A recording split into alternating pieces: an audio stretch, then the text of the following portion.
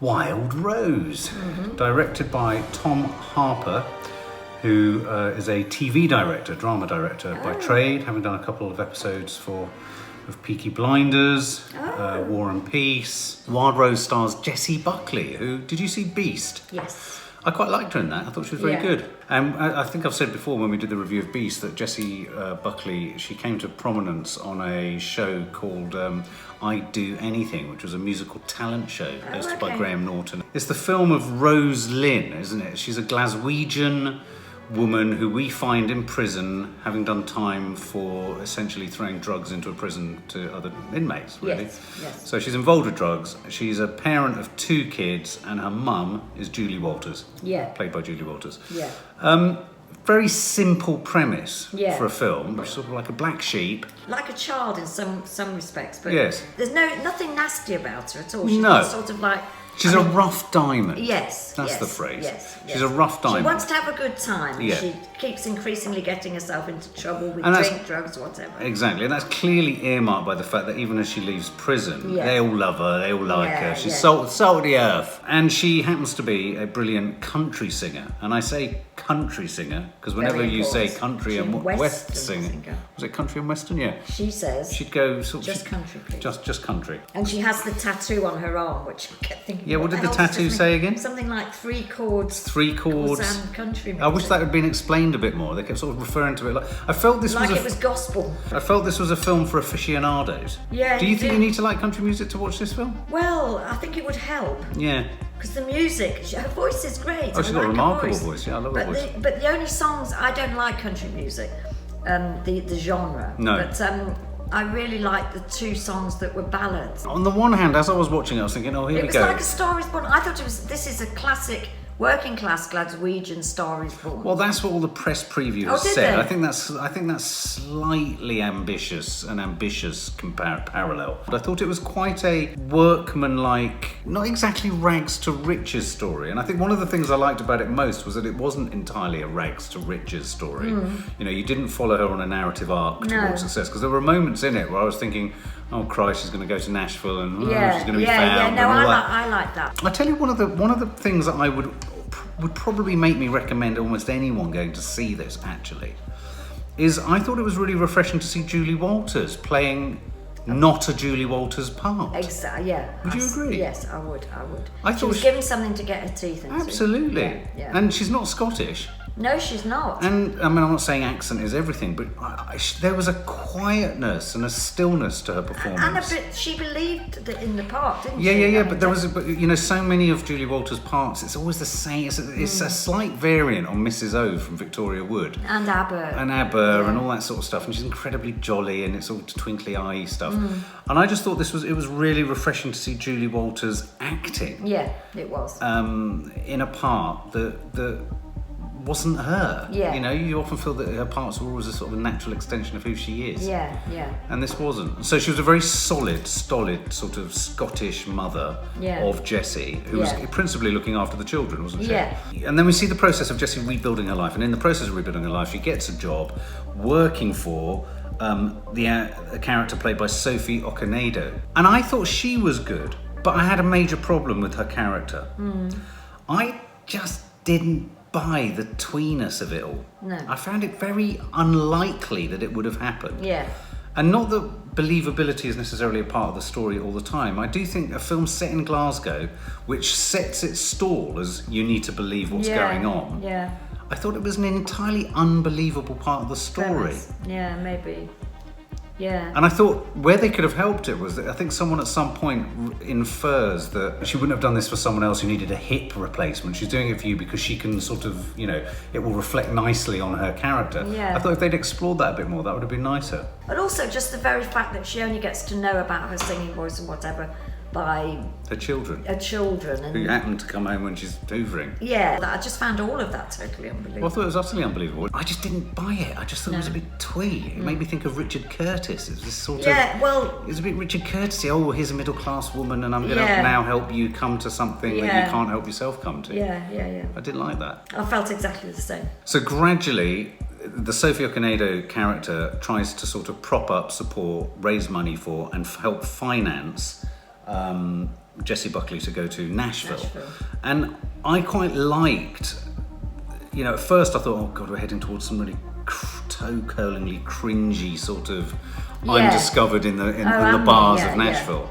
And then I liked the fact that it was a bit of a blind alley. Yeah, I did. And even things like, well, she goes to Nashville, and clearly everybody does go to Nashville that's into country music, and goes through all the tours that everybody goes through. By the way, she only gets there because although Sophie Okonedo has raised the money for her to go, that all falls down because of whatever happens. So her mother gives her the money. Right. And so in that sense, there's more of a big deal. I suppose we've jumped that because there's a narrative arc for Julie Walters' character where she goes from thinking the world's full of countless singers, why are you going for such a ridiculous career? Just look after the kids. Exactly, and then she sort of, it's quite a big narrative arc she went on. It is, that's why I'm sort of saying and she sort of suddenly arrived at giving us all of her life savings. And she and basically the Julie Walters character, which in some respects one could say maybe even the most important character, is that she's trying to get her daughter to take responsibility for the kids, and she certainly hasn't done up until this point. But there's a line I think where Julie Walters says something like, I wanted to make you have some sort of responsibility. I didn't want to take away your hope. Yes. She realises that in that sense, that's what she'd done by saying, you will not go to Nashville because I will not look after the kids. Turns it round, says she can go to Nashville.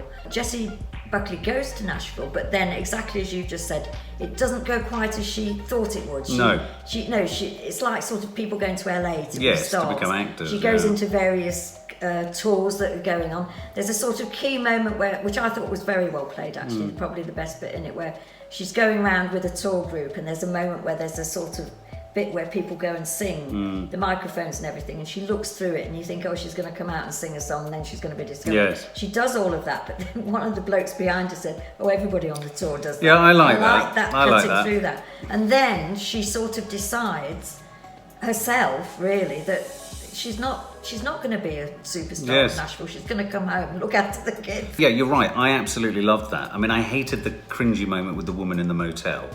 That was Richard Curtis. But I really like the fact that you saw the shadows sort of fall over her. You saw the sort of the scale of the task in hand. Exactly. She was one of it, but her dream, and also that her dream that felt very unique and particular to her. It was the moment she had the sides knocked off of her. Yeah. And she realised she's just one of many. Yeah, exactly. With exactly the same ambitions. Yeah. Which is a heartbreaking moment. But let's focus on. I thought Jessie Buckley was amazing.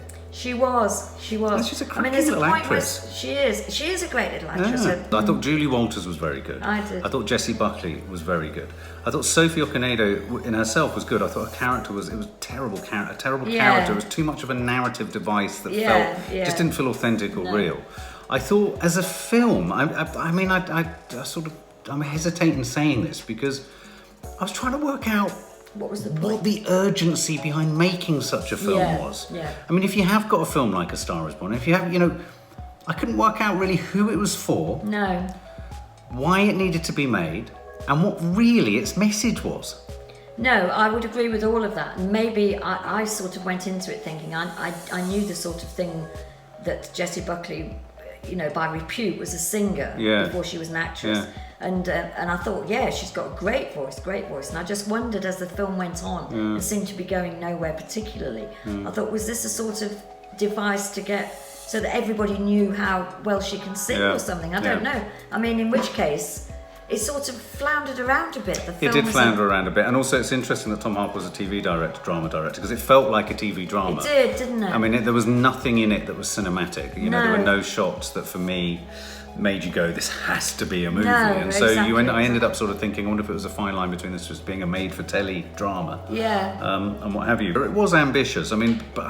Again, I thought it fell short slightly. Say the scene where she was hoovering and singing, and then they had that top shot where you saw all the band members in corners of the house. Oh, yeah. Sort of magic realism, which only, I think, did the once. Yeah, they did only do it the once. And it sort of fell a bit flat. It felt a bit I wonder if there was a much longer film somewhere that ended up on the cutting room floor. Maybe there were more moments or flourishes like that. Yeah. I went to see this because I asked on our Popcorn Junkies Movie Club Instagram account, what film would you most like to see between Hellboy and Wild Rose? Okay. That's what it's called, isn't it? Yeah.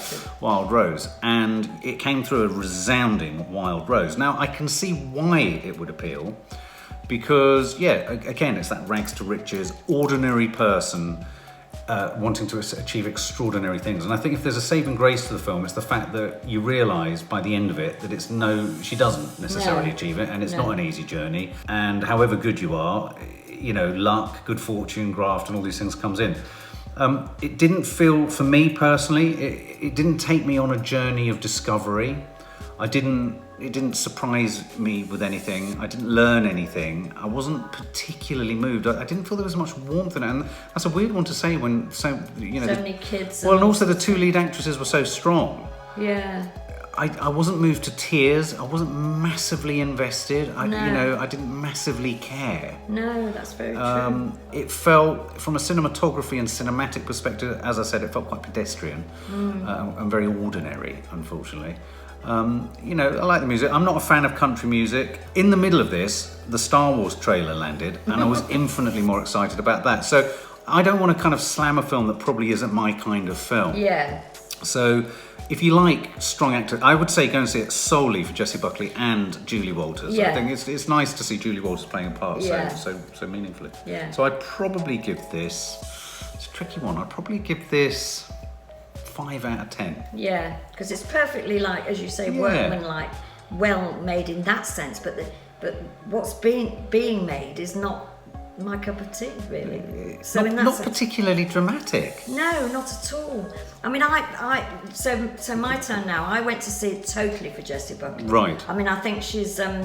I'd seen her in what did we say? Beast. Beast. I thought she was great, and also in The Woman in White. So clearly they were two completely different roles, and she can do more or less anything. It seems to me. She's only very young. She gets totally into a part, and that was why I went to see it. Yeah, she's a great I actress. didn't even know actually at that stage that Julie Walters was in it. Oh right, okay. And I have to say, if I had, that might have changed my mind in the opposite direction, because she does always play twinkly, twinkly, twinkly. I agree. I mean, I was kind of girding my loins thinking, oh, we're going to get Julie Walters. And when I got sort of a hard-edged, not Mrs. Overall. Yeah, it was lovely. I thought, that's great. Yeah. But then somehow, and it's true what you say, with all that sort of ammunition, nothing happened. It never ignited. It's like the key went into the car.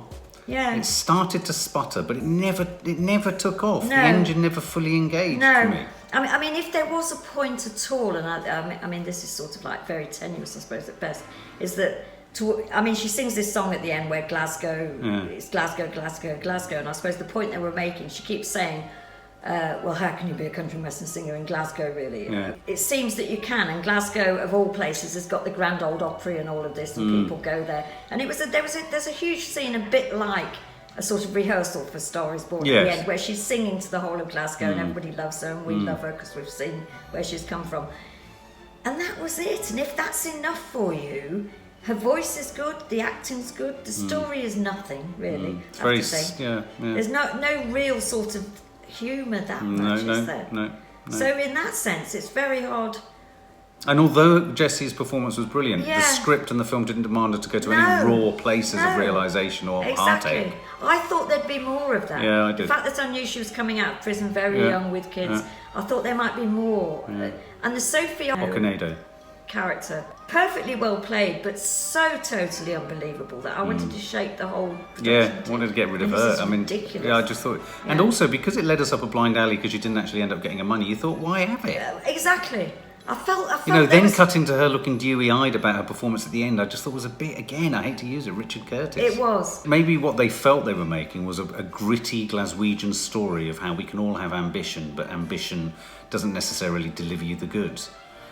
But if that's the story, you need a bit of drama. It wasn't particularly dramatic. No, it wasn't. With all of that, I think I'd give it the same as you. I mean, I don't want to give it 5 out of 10. I don't want to give it less than that because it was perfectly workmanlike, as we keep saying. There you go. Wild Rose. Wild Not Rose. very wild. For more film and family fun, don't forget to click the subscribe button and make sure to click the bell to never miss an update.